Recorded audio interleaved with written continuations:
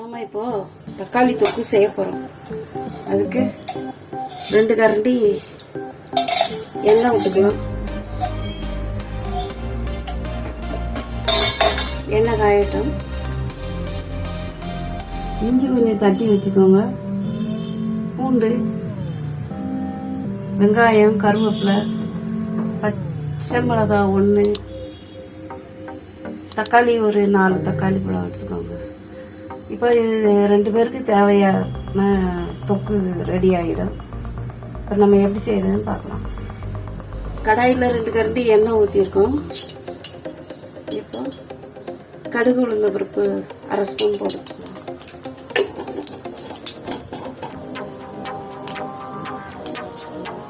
கடுகு நல்லா பொரிஞ்சு வருது. வெங்காயம் கருவேப்பிலையே போட்டுக்கலாம்.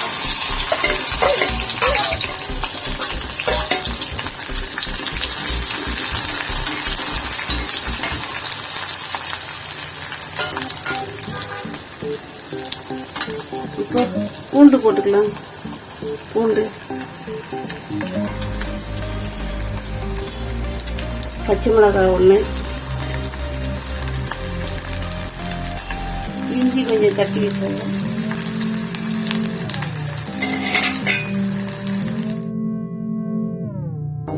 வெங்காயம் கொஞ்சம் வதங்கிருச்சு. நம்ம இந்த தக்காளி பழத்தை போட்டுக்கலாம்.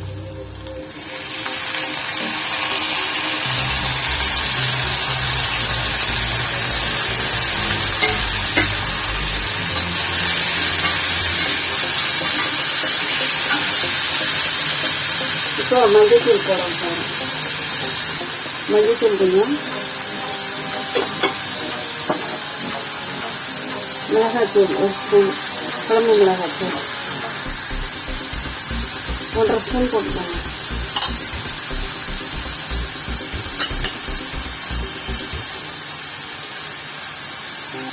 தேவையான உப்பு,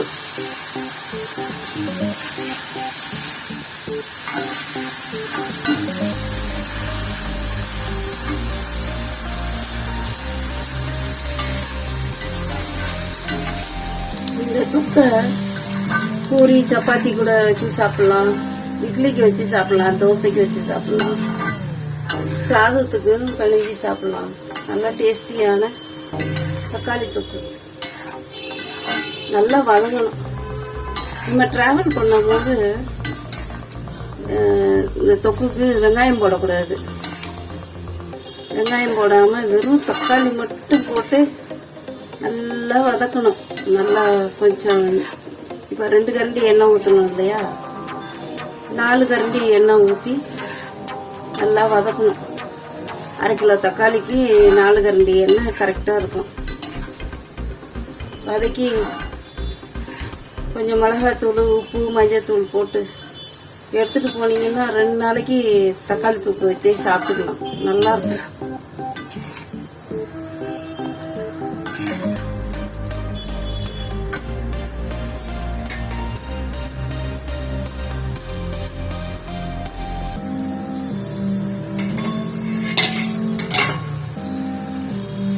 இப்போ தக்காளி கொஞ்சம் நல்லா சுண்டி வர்ற வரைக்கும் நம்ம கொஞ்சம் நேரம் மூடி வச்சிடலாம். A few moments later. நம்ம இப்போ திறந்து பார்க்கலாம். பாருங்க, நல்லா தளன்னு தக்காளி பழம் நல்லா வெந்து நல்லா தொக்கு கிடைச்சிருக்கு. நீங்களும் செஞ்சு பாருங்க. ரொம்ப ருசியான தக்காளி தொக்கு ரெடி.